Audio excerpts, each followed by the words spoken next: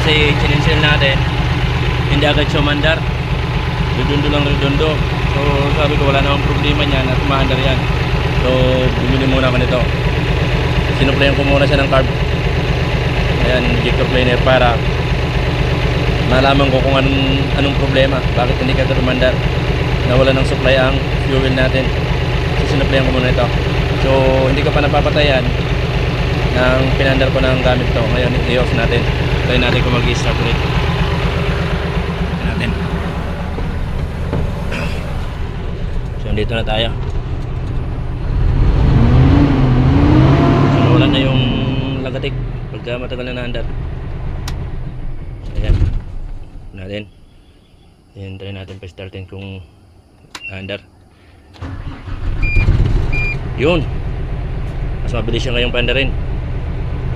Okay, nawala na yung hard starting niya. At nawala na rin yung usok niya sa pag na-high-rate.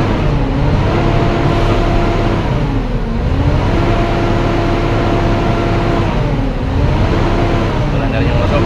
Okay na.